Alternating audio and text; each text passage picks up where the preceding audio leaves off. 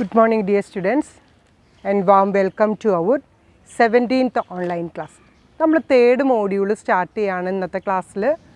Third module committees on corporate governance ആണ് നമ്മൾ എടുക്കാനായിട്ട് പോകുന്നത്. അതായത് ഡിഫറെൻറ്റ് കമ്മിറ്റീസ്, നമുക്ക് ഒരു 7 കമ്മിറ്റീസാണ് നമുക്ക് പഠിക്കാനുള്ളത്. അതിൻ്റെ ഒരു സ്റ്റഡി ആണെങ്കിൽ നമുക്ക് എല്ലാതൊന്നും ഒരു ദിവസം കൊണ്ട് നമുക്ക് എടുക്കാനായിട്ട് സാധിക്കില്ല. ഓരോ കമ്മിറ്റീസായിട്ട് നമുക്ക് ഡിസ്കസ് ചെയ്തിട്ട് പോവാം. അപ്പോൾ എല്ലാവരും പേജ് നമ്പർ 111 എടുക്കുക. അതിൽ തേർഡ് ചാപ്റ്റർ, അത് തേർഡ് മോഡ്യൂൾ തന്നെയാണ്. അതാണ് നമ്മൾ സ്റ്റാർട്ട് ചെയ്യാനായിട്ട് പോകുന്നത്. ഇതിൽ ആദ്യം ഞാൻ എടുക്കുന്നത് ഒരു ഇൻട്രഡക്ഷനാണ്. എന്തിനു വേണ്ടിയിട്ടാണ് നമ്മൾ ഈ കമ്മിറ്റീസ് രൂപീകരിക്കുന്നത്, അതാണ് നമുക്ക് ആദ്യം ഡിസ്കസ് ചെയ്യേണ്ടത്. എന്താണ് അതിൻ്റെ ഒരു ഇമ്പോർട്ടൻസ്, അല്ലെങ്കിൽ അതിൻ്റെ ഒരു ആവശ്യം എന്താണ്? Need for improving corporate governance practices was strongly felt in different countries of the world due to the high competitiveness following the adoption of the policy of liberalization, privatization, globalization in 1990s. നമുക്ക് already ഉള്ള ഒരു corporate governance എന്ന് പറയുന്നത് അതൊന്ന് enhance ചെയ്യണം, അതൊന്ന് improve ചെയ്യാൻ വേണ്ടിയിട്ടാണ് ഡിഫറെൻ്റ് ആയിട്ടുള്ള കമ്മിറ്റീസിനെ രൂപീകരിച്ചുകൊണ്ട് അവരിൽ നിന്ന് നമ്മൾ ഡിഫറെൻ്റ് ആയിട്ടുള്ള റെക്കമെൻഡേഷൻസ് എടുത്ത് അതിൽ നിന്ന് നമുക്ക് നല്ല ഓൾട്ടർനേറ്റീവിനെ സെലക്ട് ചെയ്തുകൊണ്ട് കോർപ്പറേറ്റ് ഗവേണൻസ് എന്ന് പറയുന്നത് ഇമ്പ്രൂവ് ചെയ്യത്തക്ക രീതിയിലുള്ള ഒരു കാര്യത്തിന് വേണ്ടിയിട്ടാണ് ഈ കമ്മിറ്റീസിനെ നമ്മൾ രൂപീകരിച്ചിട്ടുള്ളത്. Various countries constituted expert committees to study existing corporate governance practices and suggest ways and means to improve the corporate governance system. അപ്പോൾ കോർപ്പറേറ്റ് ഗവേണൻസ് സിസ്റ്റം എന്ന് പറയുന്നത് ഇമ്പ്രൂവ് ചെയ്യാനായിട്ട് ഡിഫറെൻ്റ് ആയിട്ടുള്ള എക്സ്പേർട്ട് കമ്മിറ്റീസിനെയാണ് നമ്മൾ റെക്കമെൻഡേഷന് വേണ്ടിയിട്ട് രൂപീകരിക്കുകയും അവരിൽ നിന്ന്, അതും ഡിഫറെൻ്റ് ആയിട്ടുള്ള കൺട്രീസിൻ്റെ ഒരു കമ്മിറ്റീസ്, അവിടെയുള്ള ഓരോ എക്സ്പേർട്ടുകളെ വെച്ചുകൊണ്ടുള്ള ഓരോ കമ്മിറ്റീസാണ് ഇവിടെ രൂപീകരിച്ചുകൊണ്ട് അവരിൽ നിന്ന് റെക്കമെൻഡേഷൻ എടുത്ത് ലിബറലൈസേഷനും അതുപോലെ തന്നെ പ്രൈവറ്റൈസേഷനും ഗ്ലോബലൈസേഷനും നമ്മളുടെ കോർപ്പറേറ്റ് ഗവേണൻസിൽ ഇംപ്ലിമെൻ്റ് ചെയ്യാൻ വേണ്ടിയിട്ടാണ് നമ്മൾ ഡിഫറെൻ്റ് ആയിട്ടുള്ള കമ്മിറ്റീസിനെ രൂപീകരിച്ചിട്ടുള്ളത്. ദ ബ്ലൂ റിബൺ കമ്മിറ്റിയാണ് ആദ്യം നമ്മൾ ഡിസ്കസ് ചെയ്യാനായിട്ട് പോകുന്നത്. അത് ന്യൂയോർക്ക് സ്റ്റോക്ക് എക്സ്ചേഞ്ച് റിലേറ്റഡ് ആയിട്ടുള്ള ഒരു കമ്മിറ്റിയാണ് ബ്ലൂ റിബൺ കമ്മിറ്റി എന്ന് പറയുന്നത്. ഇവിടെ കൂടുതൽ ഇമ്പോർട്ടൻസ് അല്ലെങ്കിൽ ഫോക്കസ് എന്ന് പറയുന്നത് working of corporate audit committees, ഓരോ ഓഡിറ്റ് കമ്മിറ്റീസിൻ്റെ വർക്കിംഗ് എത്രത്തോളമാണ് ഇമ്പ്രൂവ് ചെയ്യേണ്ടത് അതിനെക്കുറിച്ചിട്ടുള്ളൊരു സ്റ്റഡിയാണ് ബ്ലൂ റിബൺ കമ്മിറ്റി കൂടുതലായിട്ട് ഫോക്കസ് ചെയ്തിട്ടുള്ളത്. അപ്പോൾ നമ്മൾ ആദ്യം ഡിസ്കസ് ചെയ്യുന്ന കമ്മിറ്റിയുടെ പേരെന്താണ്? ബ്ലൂ റിബൺ കമ്മിറ്റിയാണ്. ന്യൂയോർക്ക് സ്റ്റോക്ക് എക്സ്ചേഞ്ച് റിലേറ്റഡ് ആയിട്ടാണ് നമ്മളത് പഠിക്കുന്നത്. The blue ribbon committee was jointly sponsored by the New York stock exchange and national association of security dealers for improving the working of corporate audit committees. Audit കമ്മിറ്റീസിൻ്റെ working കുറച്ചും കൂടിയും effective ആക്കാനും അതുപോലെ തന്നെ efficient ആക്കാനും വേണ്ടിയിട്ടാണ് ന്യൂയോർക്ക് സ്റ്റോക്ക് എക്സ്ചേഞ്ചും അതുപോലെ തന്നെ NASD national association of security ഡീലേഴ്സും കൂടി റിലേറ്റഡ് ആയിട്ട് ഒരു റിസർച്ച് സ്റ്റഡി തന്നെ നടത്തി അതിൽ നിന്ന് കുറച്ച് റെക്കമെൻഡേഷൻസ് ഡിറൈവ് ചെയ്തിട്ടുണ്ട്. The committee has given certain recommendations specifically for the audit committees. അപ്പോൾ ഇമ്പോർട്ടൻ്റ് ആയിട്ട് നിങ്ങൾ ശ്രദ്ധിക്കേണ്ട കാര്യം, ബ്ലൂ റിബൺ കമ്മിറ്റി ഇവിടെ കോൺസെൻട്രേറ്റ് ചെയ്തത് ഓഡിറ്റ് കമ്മിറ്റീസിൽ എത്രത്തോളം മാറ്റം നമ്മൾ വരുത്തണം അതിനെക്കുറിച്ചിട്ടുള്ളൊരു സ്റ്റഡിയാണ് നമ്മളിവിടെ ചെയ്യുന്നത്.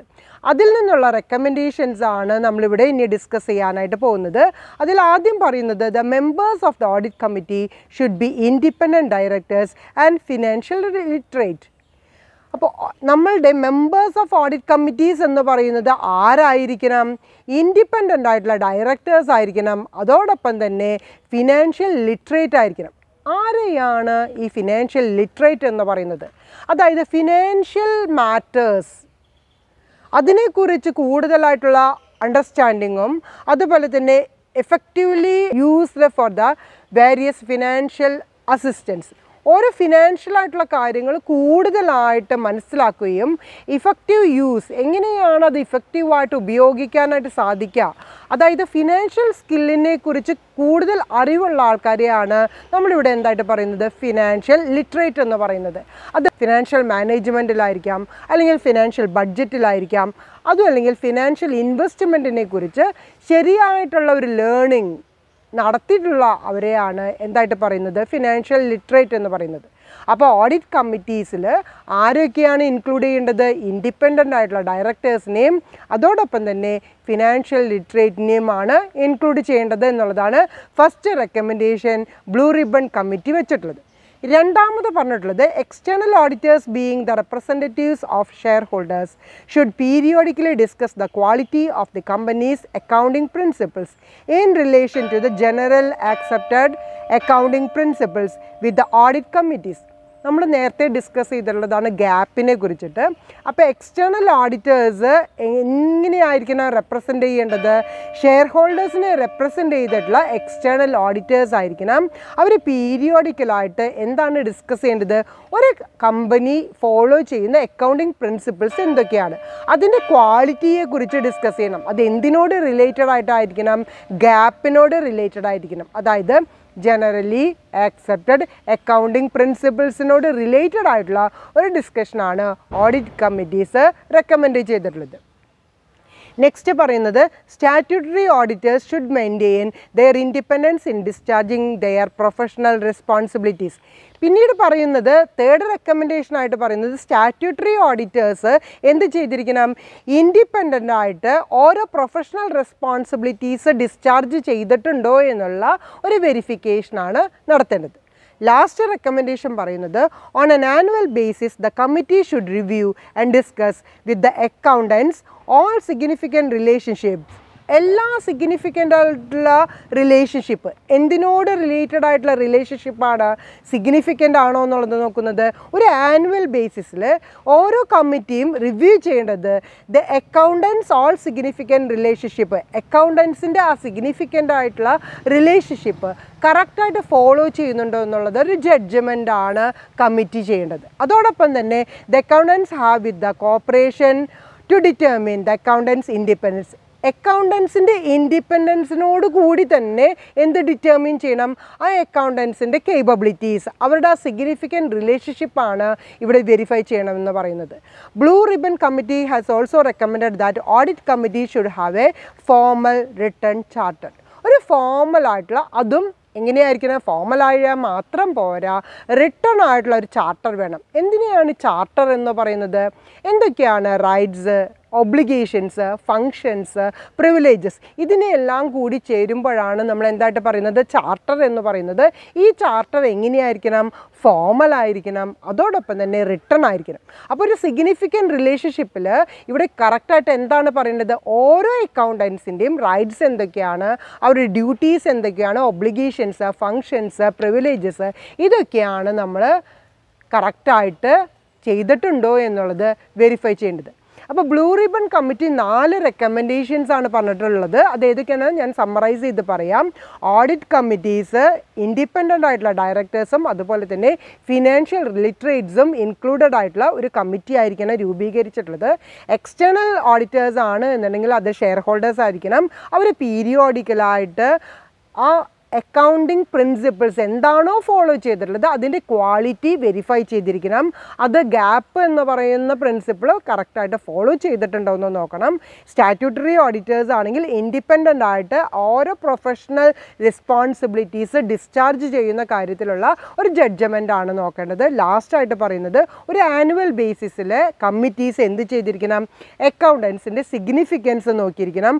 അതുപോലെ തന്നെ ഒരു റിലേഷൻഷിപ്പ്, എങ്ങനെയുള്ള ഒരു റിലേഷൻഷിപ്പ് ാണ് അവിടെ കീപ്പ് ചെയ്യുന്നത്, അതെങ്ങനെയാണ് കൊടുക്കേണ്ടത്? ഫോർമലായിട്ട് റിട്ടൺ ചാർട്ടർ വെച്ചുകൊണ്ട് തന്നെ കൊടുക്കണം എന്നുള്ളതാണ്. ഈ 4 റെക്കമെൻഡേഷൻസ് ആണ് ബ്ലൂ റിബൺ കമ്മിറ്റി കൊടുത്തിട്ടുള്ളത്. നെക്സ്റ്റ് കമ്മിറ്റിയിലേക്ക് പോവാം. The Cadbury committee. Cadbury committee 1991 ആദ്യമായിട്ട് ഇൻട്രൊഡ്യൂസ് ചെയ്തത്. ഇവിടെ ഫോക്കസ് ചെയ്തിട്ടുള്ള ഫാക്ടർ എന്ന് പറയുന്നത് address the financial aspects of corporate governance. ഒരു കോർപ്പറേറ്റ് ഗവർണൻസിൻ്റെ ഫിനാൻഷ്യൽ ആസ്പെക്ട്സിനോട് റിലേറ്റഡ് ആയിട്ടുള്ള ഒരു എക്സ്പേർട്ട് റെക്കമെൻഡേഷനാണ് ആര് നടത്തിയിട്ടുള്ളത്? നമ്മുടെ കാഡ്ബറി കമ്മിറ്റി നടത്തിയിട്ടുള്ളത്. ക്ലിയർ? അപ്പോൾ അതിനെ ബേസ് ചെയ്തുകൊണ്ടുള്ള ഒരു ഡിസ്കഷനാണ് നമ്മൾ ഈ കാഡ്ബറി കമ്മിറ്റിയുടെ റെക്കമെൻഡേഷൻസ് എന്ന് പറയുന്നതിൻ്റെ രീതിയിൽ പഠിക്കാനുള്ളത്. അപ്പോൾ നിങ്ങളൊന്ന് അണ്ടർലൈൻ ചെയ്ത് വെക്കുക. നമ്മൾ നേരത്തെ ബ്ലൂ റിബൺ കമ്മിറ്റി പറഞ്ഞപ്പോൾ ഓഡിറ്റ് കമ്മിറ്റിയുടെ റിലേറ്റഡ് ആയിട്ടുള്ള വർക്കിംഗ് റെക്കമെൻഡേഷൻസ് ആണ് പറഞ്ഞിട്ടുണ്ടായിരുന്നത്. ഇവിടെ കാഡ്ബറി കമ്മിറ്റിയിൽ കൂടുതലായിട്ട് പറയുന്നത് കോർപ്പറേറ്റ് ഗവേണൻസിൻ്റെ ഫിനാൻഷ്യൽ ആസ്പെക്ട്സിൻ്റെ അസിസ്റ്റൻസിനെ കുറിച്ചിട്ടുള്ള ഒരു എക്സ്പേർട്ടായിട്ടുള്ള റെക്കമെൻഡേഷനാണ് ഇവിടെ എടുക്കുന്നത്. ക്ലിയർ? അപ്പോൾ നമുക്ക് കൂടുതലായിട്ട് എന്താണ് ഈ കാഡ്ബറി കമ്മിറ്റി പറയുന്നത് എന്നുള്ളത് നമുക്ക് നോക്കാം. The Cadbury Committee was appointed by the government of the UK in May 1991 with a broad mandate to address the financial aspects of corporate governance. അപ്പോൾ ഇതെന്നാണ് രൂപീകരിച്ചത്? 1991 യുണൈറ്റഡ് കിങ്ഡം റിലേറ്റഡ് ആയിട്ടുള്ള ഗവൺമെൻറ്റാണ് ഒരു കാഡ്ബറി കമ്മിറ്റീനെ അപ്പോയിൻറ്റ് ചെയ്തിട്ടുള്ളത്. അവരുടെ മെയിൻ ഒബ്ജക്റ്റീവ് എന്ന് പറയുന്നത് എന്താണ്? Address the financial aspects of corporate governance എന്ന് പറയുന്നത് മാൻഡേറ്ററി ആക്കിക്കൊണ്ടാണ് ബോർഡിനെ അപ്പോയിൻറ്റ് ചെയ്തിട്ടുള്ളത്? Government of the United kingdom May 1991 appoint ചെയ്തിട്ടുള്ളത്.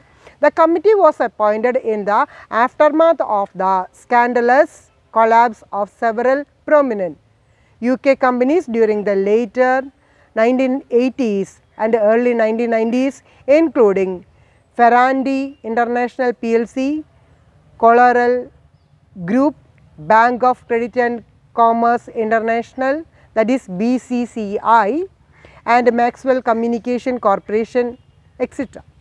അപ്പോൾ ഇവിടെ യുണൈറ്റഡ് കിങ്ഡം മെയ് 1991 ഒരു ബോർഡിനെ, അതൊരു മാൻഡേറ്ററി ആയിട്ട് ഒരു ബോർഡിനെ ഒരു കാഡ്ബറി കമ്മിറ്റി ആയിട്ട് രൂപീകരിച്ചത് എന്തുകൊണ്ടാണ്? The committee was appointed in the aftermath of the scandalous collapse of several prominent UK companies.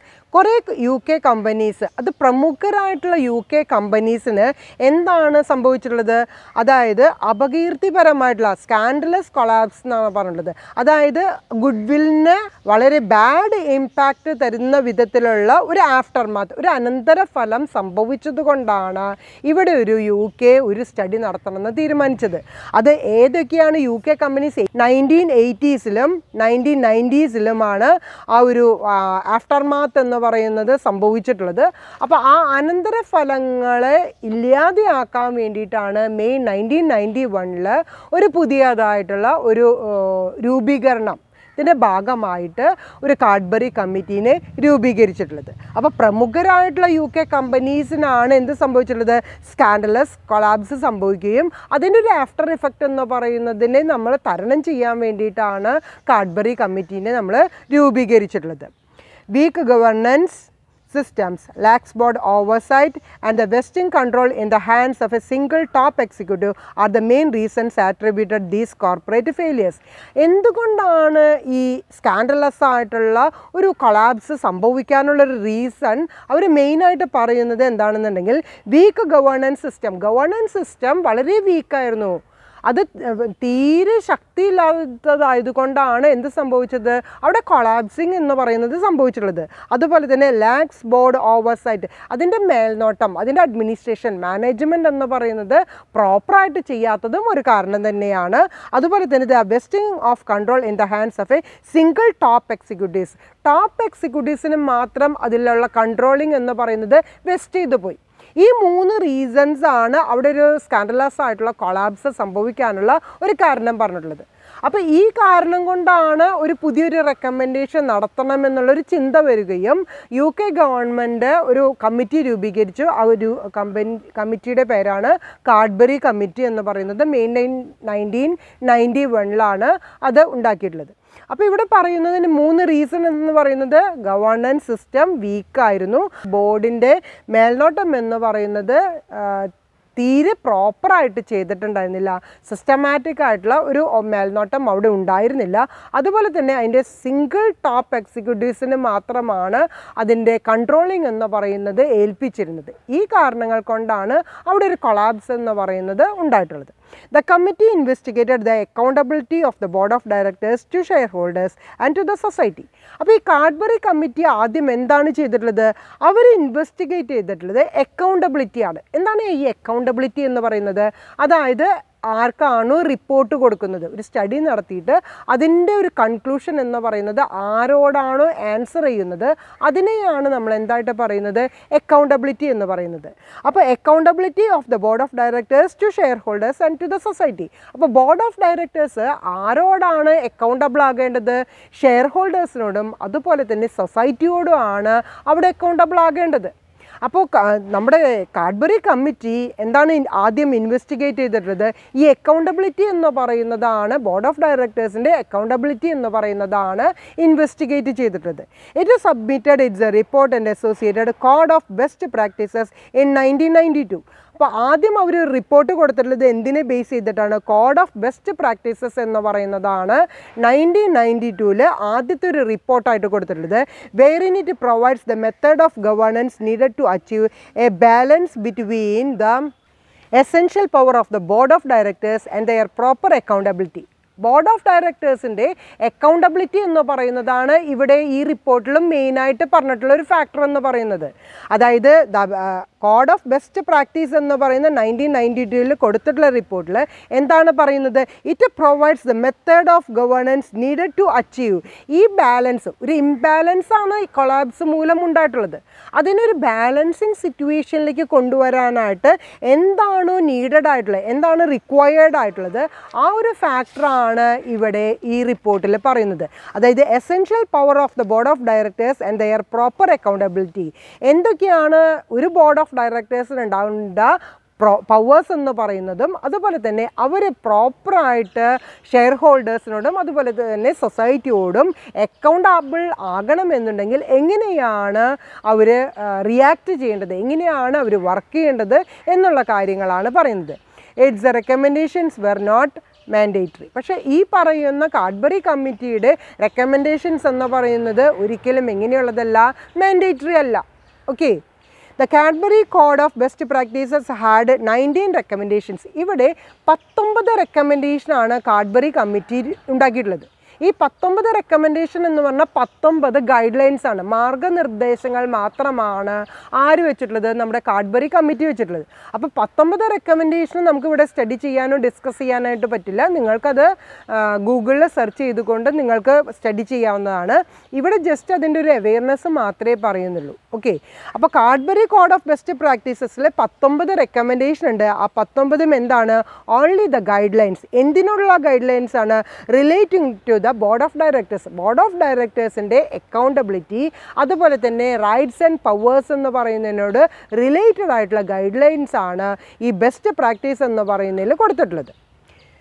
Non executive directors, executive directors and those on reporting and control. അതുപോലെ തന്നെ നേരത്തെ പറഞ്ഞ ബോർഡ് ഓഫ് ഡയറക്ടേഴ്സിൻ്റെ കേസ് മാത്രമല്ല പറയുന്നത്, non executive ഡയറക്ടേഴ്സും അതുപോലെ തന്നെ executive ഡയറക്ടേഴ്സും ആർക്കൊക്കെയാണോ reports കൊടുക്കാനുള്ളത് അവരുടെ എല്ലാവരുടെയും ആ റിപ്പോർട്ടിംഗ് ആറ്റിറ്റ്യൂഡും അതുപോലെ തന്നെ അവരെ കൺട്രോൾ ചെയ്യേണ്ടത് എങ്ങനെയാണ് എന്നുള്ളതിനെ കുറിച്ചിട്ടുള്ള ഒരു ഗൈഡ് ലൈൻസ് ആണ് ആര് കൊടുത്തിട്ടുള്ളത്, നമ്മുടെ കാഡ്ബറി കമ്മിറ്റി കൊടുത്തിട്ടുള്ളത്.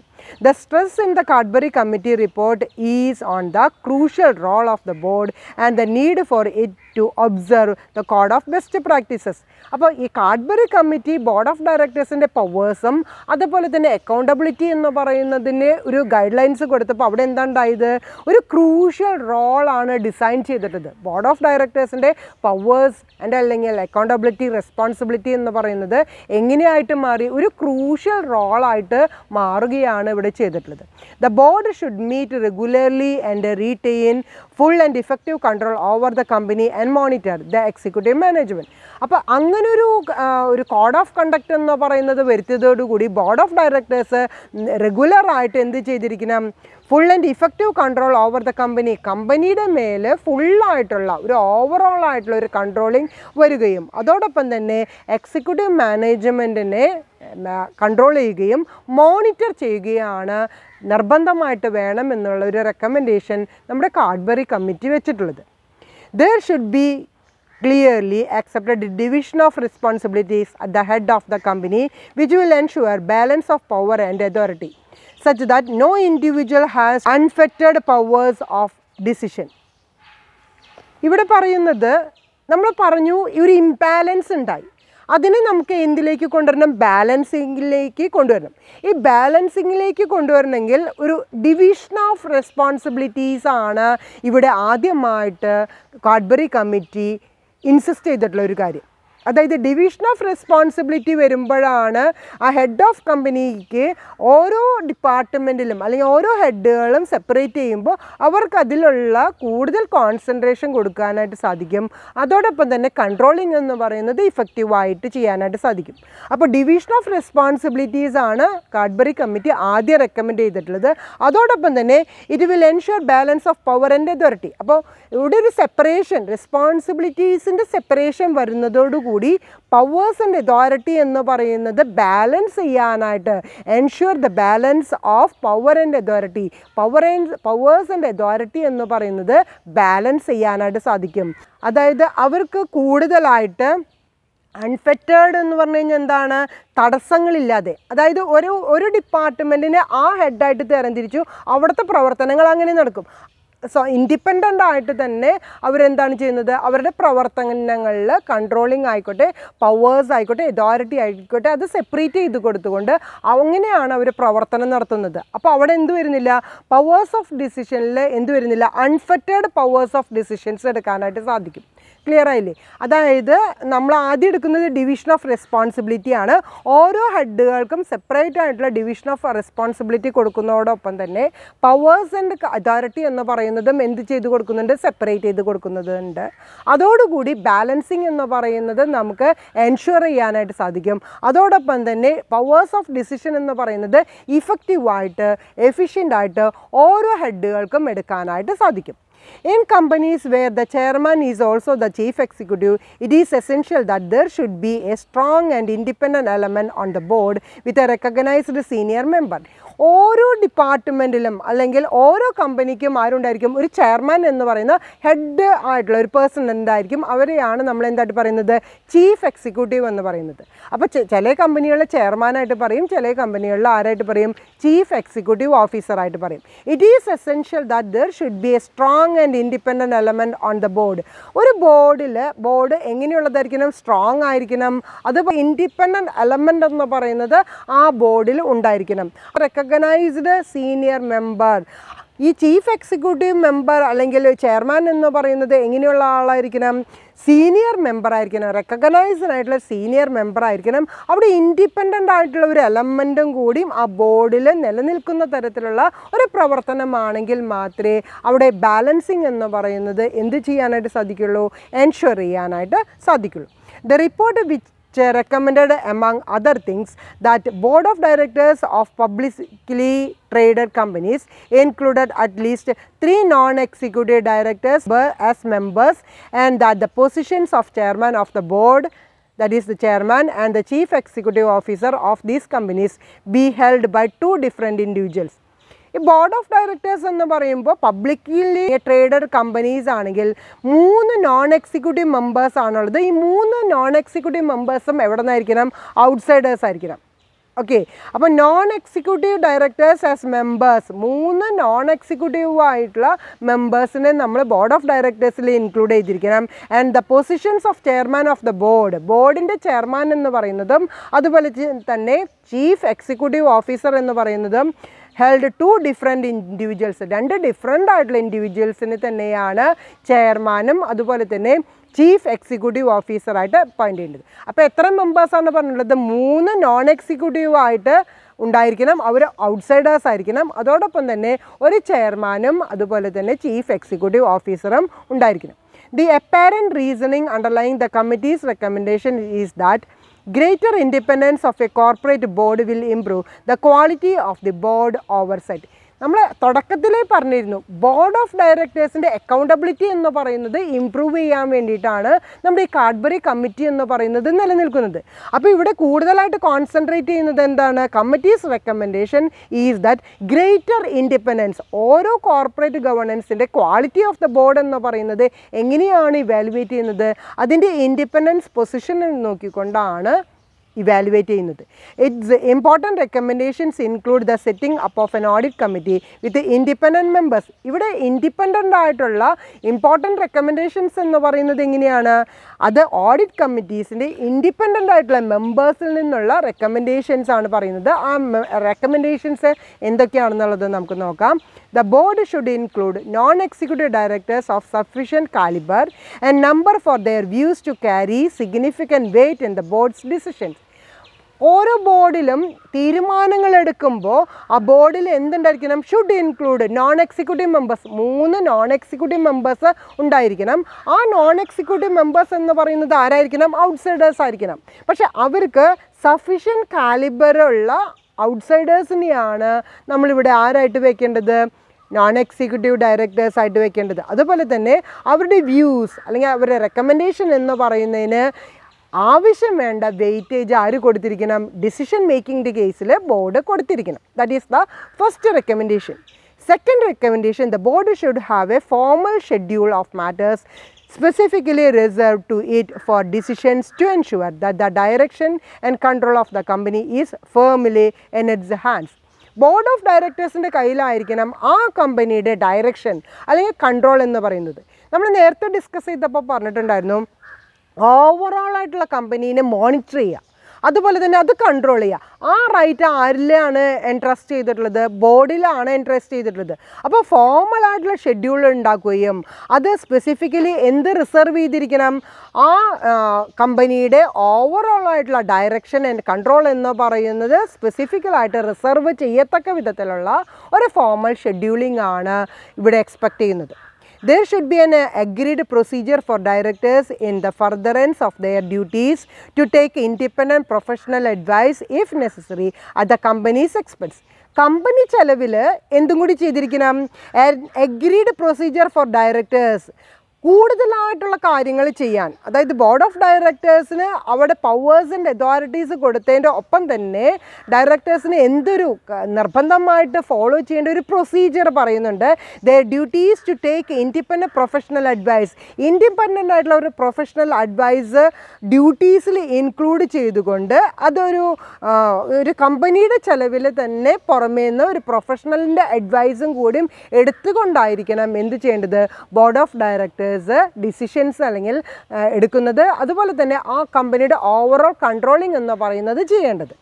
All directors should have access to the advice and services of the company secretary, who is responsible to the board for ensuring that board procedures are followed and that applicable rules and regulations are complied with. Company സെക്രട്ടറിയുടെ അഡ്വൈസോട് കൂടി, company secretary ആരാണോ അവരുടെ ഒരു access, അതായത് എല്ലാ board of ഡയറക്ടേഴ്സിനും company secretary ആയിട്ട് discuss ചെയ്യാനും അവരുടെയും കൂടിയും ഒരു അഭിപ്രായങ്ങൾ റെക്കമെൻഡേഷനോട് കൂടിയിട്ട് അല്ലെങ്കിൽ അഡ്വൈസോട് കൂടിയിട്ട് ഈ ബോർഡ് പ്രൊസീജിയേഴ്സ് ഫോളോ ചെയ്യാനായിട്ട് ആർക്ക് സാധിക്കും? ബോർഡ് ഓഫ് ഡയറക്ടേഴ്സിന് സാധിക്കും.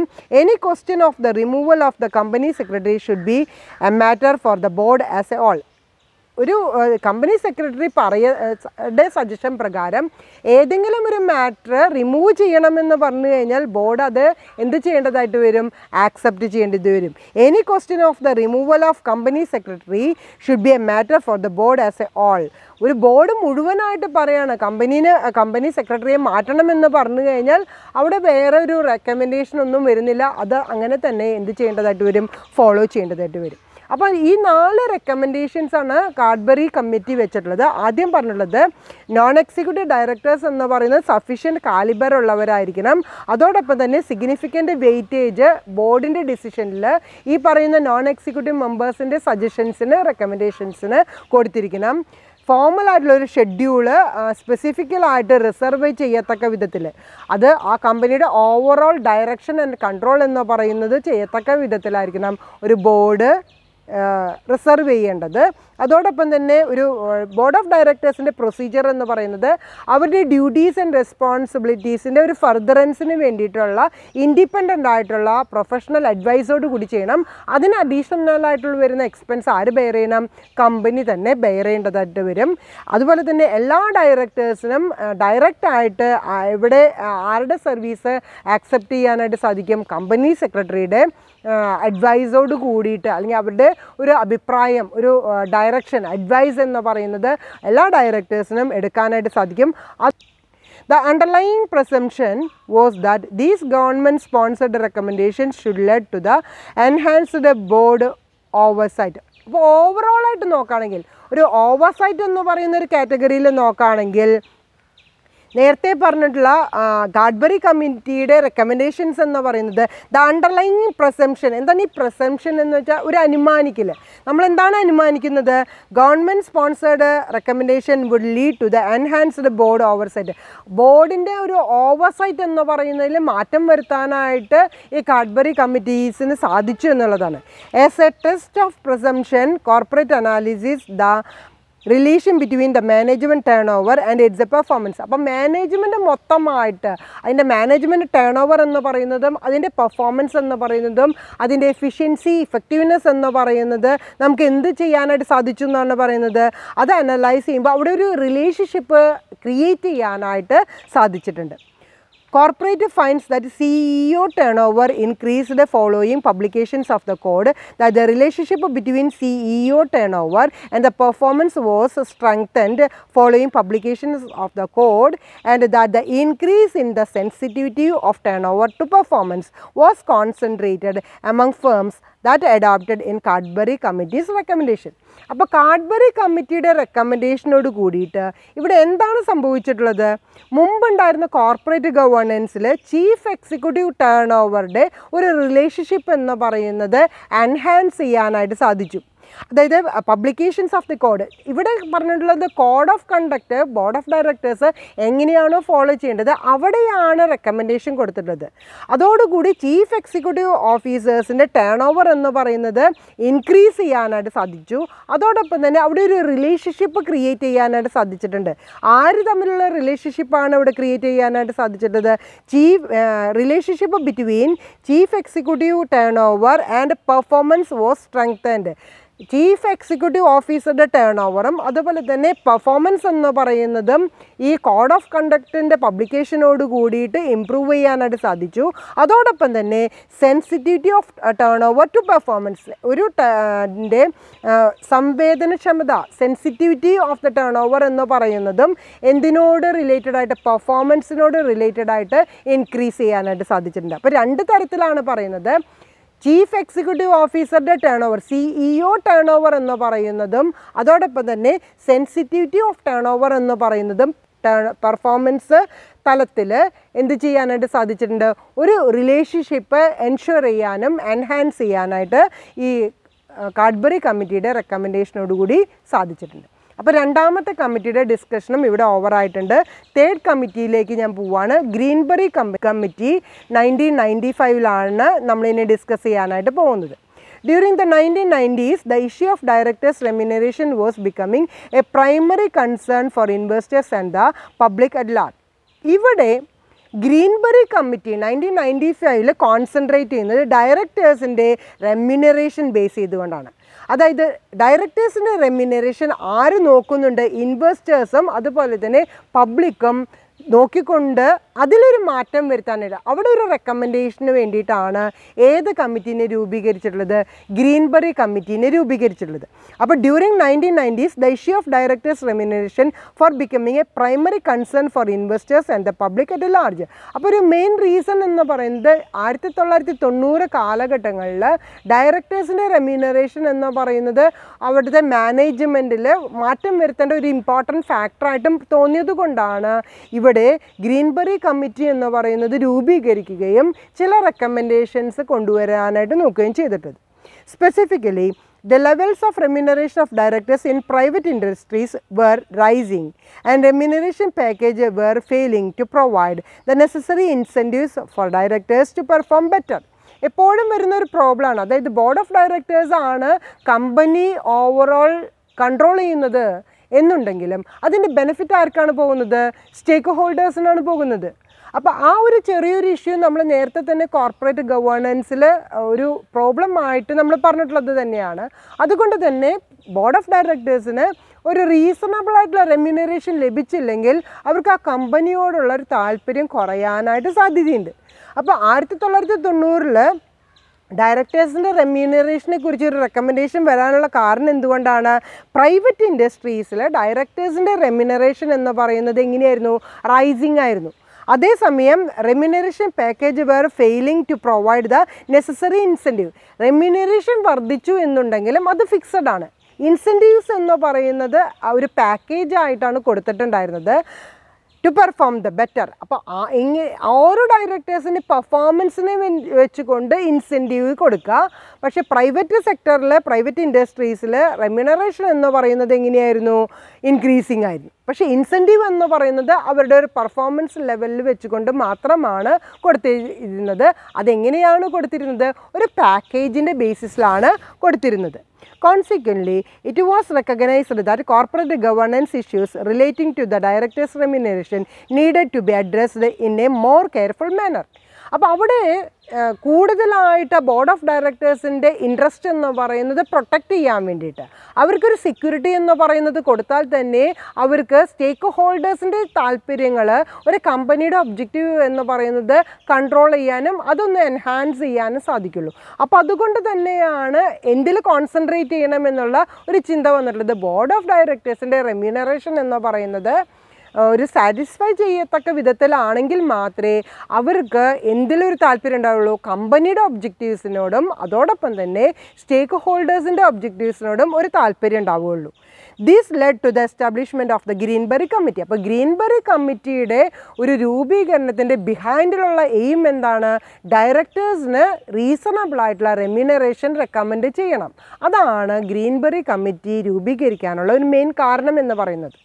This committee was set up in January 1995 to identify the good practices by the Confederation of British Industry, that is the CBI, in determining the director's remuneration and to prepare a code of such practices for use by public limited companies of United Kingdom. United കിങ്ഡത്തിലെ public limited കമ്പനീസിൽ അവിടെ board of ഡയറക്ടേഴ്സിന് ഒരു code of conduct രൂപീകരിക്കണം. എന്തിനുള്ള code of കണ്ടക്റ്റാണ്? അവിടെ reasonable ആയിട്ടുള്ള ഡയറക്ടേഴ്സിന് remuneration കിട്ടത്തക്ക വിധത്തിലുള്ള ഒരു കോഡ് ഓഫ് കണ്ടക്റ്റ് രൂപീകരിക്കാൻ വേണ്ടിയിട്ടാണ് കാഡ്ബറി കമ്മിറ്റി ജാനുവരി 1995 ഇൻകോർപ്പറേറ്റ് ചെയ്തിട്ടുള്ളത്. The committee's findings were documented in Greenberry report, which incorporated a code of best practices on directors' remuneration. വീണ്ടും ഗ്രീൻബറി കമ്മിറ്റി ഒരു റിപ്പോർട്ട് സമർപ്പിച്ചപ്പോൾ അവിടെ കൂടുതലായിട്ട് എന്തിനെ കുറിച്ചിട്ടുള്ള ഒരു റെക്കമെൻഡേഷനാണ് കൊടുത്തിട്ടുള്ളത്? ഡയറക്ടേഴ്സ് റെമ്യൂണറേഷനെ ഫോക്കസ് ചെയ്തുകൊണ്ട് രൂപീകരിച്ചിട്ടുള്ള ഒരു കമ്മിറ്റി ആയതുകൊണ്ട് ഗ്രീൻബറി റിപ്പോർട്ടിൽ എന്താണ് പറഞ്ഞിട്ടുള്ളത്? The recommendations related to the directors remuneration specifically four main issues were dealt with. ഇവിടെ 4 റെക്കമെൻഡേഷൻസ് ആണ് മെയിനായിട്ട് ഗ്രീൻബറി കമ്മിറ്റി പറഞ്ഞിട്ടുള്ളത്. First one, remuneration committee. ഈ റെമ്യൂണറേഷൻ കമ്മിറ്റി എന്ന് പറയുന്നതിൽ ആരൊക്കെ ആയിരിക്കണം ഇൻവോൾവ് ചെയ്യേണ്ടത്?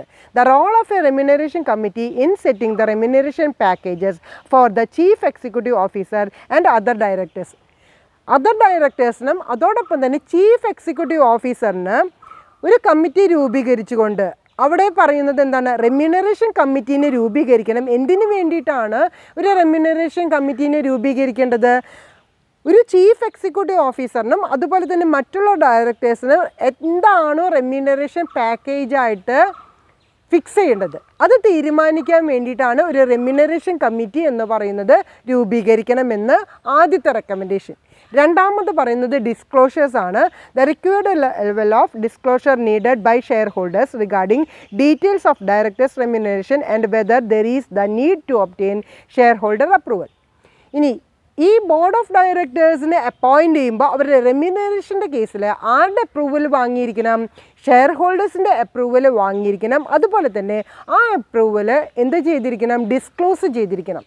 അതാണ് രണ്ടാമത്തെ കേസിൽ. എന്താണെങ്കിൽ ആ കമ്പനിയുടെ ഓണേഴ്സ് എന്ന് പറയുന്നത് ആരായിരിക്കും? ഷെയർ ഹോൾഡേഴ്സ് അല്ലെങ്കിൽ സ്റ്റേക്ക് ഹോൾഡേഴ്സാണ്.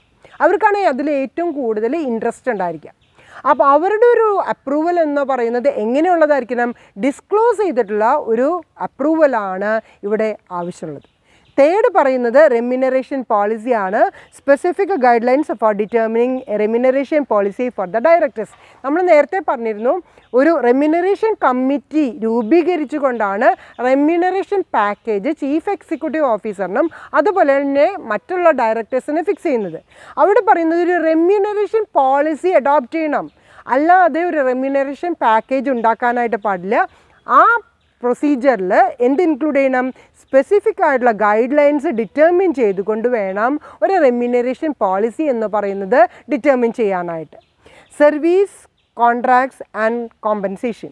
Service contracts and provisions binding the company to pay compensation to a director, particularly in the event of dismissal for unsatisfactory performance. നമ്മൾ നേരത്തെ പറഞ്ഞിരുന്നു ഓരോ ഡയറക്ടേഴ്സിൻ്റെ പെർഫോമൻസിൻ്റെ ബേസിസിലാണ് ഇൻസെൻറ്റീവ് പാക്കേജ് കൊടുക്കുന്നത്. ഇവിടെ പെർഫോമൻസ് എന്ന് പറയുന്നത് ഒരു ബോർഡ് ഓഫ് ഡയറക്ടർക്ക് അച്ചീവ് ചെയ്യാനായിട്ട് സാധിച്ചില്ല, അവർ ഡിസ്മിസ് ചെയ്യുകയാണെങ്കിൽ എന്താണ് സർവീസ് കോൺട്രാക്റ്റിനെ ബേസ് ചെയ്തുകൊണ്ട് കോമ്പൻസേഷൻ കൊടുക്കേണ്ടത് എന്നുള്ളതും കൂടിയും ഇവിടെ ഡിസ്കസ് ചെയ്യണം എന്നുള്ളതാണ് അത് റെക്കമെൻഡേഷൻ. ഗ്രീൻബറി കമ്മിറ്റിയുടെ റെക്കമെൻഡേഷൻ ഇവിടെ പറയുന്നത് സർവീസ് കോൺട്രാക്റ്റ് ആയിക്കോട്ടെ, അതുപോലെ തന്നെ ഡിസ്മിസൽ, ഒരു ഡയറക്ടറെ ഡിസ്മിസ് ചെയ്യുന്ന സമയത്ത് ഒരു പെർഫോമൻസ് എന്ന് പറയുന്നത് അൺസാറ്റിസ്ഫാക്ടറി ആണ് എന്നുണ്ടെങ്കിൽ അവിടെ നമ്മൾ ഡിസ്മിസ് ചെയ്യുമ്പോൾ നമ്മൾ എന്ത് ചെയ്യണം? അവിടെ കോമ്പൻസേഷൻ കൊടുക്കണം. ആ കോമ്പൻസേഷനും കൂടിയും ഡിറ്റർമിൻ ചെയ്തിരിക്കണം. അപ്പോൾ 4 റെക്കമെൻഡേഷൻ എന്ന് പറയുന്നത് ഒരു റെമ്യൂണറേഷൻ കമ്മിറ്റീനെ രൂപീകരിക്കണം. ഷെയർ ഹോൾഡേഴ്സിൻ്റെ ഡിസ്ക്ലോഷർ അപ്രൂവൽ ബേസിസിൽ അവിടെ ഉണ്ടായിരിക്കണം. റെമ്യൂണറേഷൻ പോളിസി സ്പെസിഫിക് ആയിട്ടുള്ള ഗൈഡ് ലൈൻസ് യൂസ് ചെയ്തുകൊണ്ടാണ് അവിടെ രൂപീകരിക്കേണ്ടത്. അതുപോലെ തന്നെ ഒരു അൺസാറ്റിസ്ഫാക്ടറി പെർഫോമൻസ് കാണിച്ചുകൊണ്ട് ഒരു ഡയറക്ടറെ നമ്മൾ ഡിസ്മിസ് ചെയ്യുകയാണെങ്കിൽ അവിടെ സർവീസ് കോൺട്രാക്റ്റ് അല്ലെങ്കിൽ അവിടെ കോമ്പൻസേഷൻ എത്ര രൂപയാണ് കൊടുക്കേണ്ടത് എന്നുള്ളതും കൂടിയും ഡിറ്റർമിൻ ചെയ്യണമെന്നുള്ള 4 റെക്കമെൻഡേഷൻസ് ആണ് നമ്മളുടെ ഗ്രീൻബറി കമ്മിറ്റി ഒരു ഡയറക്ടേഴ്സിൻ്റെ റെമ്യൂണറേഷനെ ബേസ് ചെയ്തുകൊണ്ട് തന്നിട്ടുള്ളത്. As in the Cadbury Code, the Greenberry Code recommended the establishment of a remuneration committee comprising entirely for non-executive directors to determine the remuneration of the executive directors. Non executive ഡയറക്ടേഴ്സിൻ്റെയും അതുപോലെ തന്നെ executive ഡയറക്ടേഴ്സിൻ്റെയും ഒരു code of conduct എന്ന് പറയുന്നത് directors remuneration base ചെയ്തുകൊണ്ട് ആരെ recommend ചെയ്തിട്ടുണ്ട്? ഗ്രീൻബറി code recommend ചെയ്തിട്ടുണ്ട്. അതോടൊപ്പം തന്നെ company should implement the code as set out to the fullest extent practicable, that they should make annual compliance statements and that investor institutions should use their powers to ensure the best practice is followed. എന്തൊക്കെയാണ് board of directors code of കണ്ടക്റ്റിൽ best practice ആയിട്ട് ചെയ്യേണ്ടത്? നമ്മൾ നേരത്തെ Cadbury കോഡിൽ പറഞ്ഞിട്ടുണ്ടായിരുന്നു, അത് തന്നെ ഇവിടെയും ഫോളോ ചെയ്യണമെന്ന് പറഞ്ഞിട്ടുണ്ട്, ഗ്രീൻബറി കോഡിലും ഫോളോ ചെയ്യണമെന്ന് പറഞ്ഞിട്ടുണ്ട്. അതായത് കംപ്ലയൻസ് സ്റ്റേറ്റ്മെൻറ്റിൻ്റെ കാര്യത്തിലായാലും ഒരു ഇൻവെസ്റ്റർ ഇൻസ്റ്റിറ്റ്യൂഷൻ ആണെങ്കിലും അവരുടെ powers and the controlling authority എന്ന് പറയുന്നതിൽ ഗ്രീൻബറി കമ്മിറ്റി എന്താണ് പറയുന്നത്? കോഡ് ഓഫ് കണ്ടക്റ്റ് എന്താണോ കാഡ്ബറി കമ്മിറ്റിയിൽ പറയുന്നത് അതും കൂടിയും ഇവിടെ ഫോളോ ചെയ്യണമെന്നുള്ളതാണ് പറയുന്നത്. After the publication of report, the recommendations of Greenberry were also taken on the board by the London Stock Exchange and incorporated into the UK listing rules. Publication of the report, നമ്മൾ Greenbury കമ്മിറ്റിയുടെ report publish ചെയ്തതിന് ശേഷം recommendations of Greenbury were also taken on the board by the London stock exchange. London stock exchange ഗ്രീൻബറിയുടെ code of conduct എന്ന് പറയുന്നതും കൂടിയും adopt ചെയ്യുന്നുണ്ട്. അതുപോലെ തന്നെ incorporated in to the UK listing rules. UKയുടെ ലിസ്റ്റിംഗ് റൂളിലും എന്തും കൂടിയും ഇൻവോൾവ് ചെയ്തിട്ടുണ്ട്, നമ്മളുടെ ഗ്രീൻബറി കമ്മിറ്റിയുടെ കോഡ് ഓഫ് കണ്ടക്ട് എന്ന് പറയുന്നത് ഇൻക്ലൂഡ് ചെയ്തിട്ടുണ്ട്. അപ്പോൾ ലണ്ടൻ സ്റ്റോക്ക് എക്സ്ചേഞ്ചിലും അതുപോലെ തന്നെ UK ലിസ്റ്റിംഗ് റൂൾസിലും ഏതിൻ്റെ റെക്കമെൻഡേഷനും കൂടിയും ഇൻക്ലൂഡ് ചെയ്തിട്ടുണ്ട്, നമ്മളുടെ ഗ്രീൻബറി റെക്കമെൻഡേഷൻ റിപ്പോർട്ടും കൂടിയും ഇൻക്ലൂഡ് ചെയ്തിട്ടുണ്ട്. However, unlike the Cadbury Code, it was not widely accepted as many believed that the recommendation made did not sufficiently deal with the issue of linking directors' pay to the company's performance in the interest of the shareholders.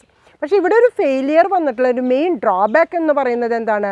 Cadbury കോഡിൽ പറഞ്ഞ അത്രയും effective അല്ല ഏതിൽ പറഞ്ഞിട്ടുള്ളത്, നമ്മളുടെ ഗ്രീൻബറി code of കണ്ടക്റ്റിൽ പറഞ്ഞിട്ടുള്ള recommendation എന്ന് പറയുന്നത്. ഇവിടെ പറയുന്ന മെയിൻ റീസൺ എന്താണ്? Not sufficiently deal with the issuing of linking of directors. ഡയറക്ടേഴ്സിനെ ലിങ്ക് ചെയ്യുന്ന കാര്യത്തിൽ പ്രാക്ടിക്കലി അത്ര ഒരു അഡ്വാൻസ്ഡ് ആയിട്ടുള്ള ഒരു റെക്കമെൻഡേഷൻ അല്ല ലഭിച്ചിട്ടുള്ളത്. അതുപോലെ തന്നെ companies performance in the interest of the shareholders. ഷെയർ ഹോൾഡേഴ്സിന് പെർഫോമൻസ്, കമ്പനിയുടെ പെർഫോമൻസിനെ ബേസ് ചെയ്തുകൊണ്ട് അവിടെ ഡയറക്ടേഴ്സിനെ ലിങ്ക് ചെയ്യുന്ന കാര്യത്തിലും അത്ര അധികം ആരുടെ താല്പര്യം എടുക്കാനായിട്ട് സാധിച്ചിട്ടില്ല. ഷെയർ ഹോൾഡേഴ്സിൻ്റെ ഇൻട്രസ്റ്റ് എന്ന് പറയുന്നത് എടുക്കാനായിട്ട് സാധിച്ചിട്ടില്ല.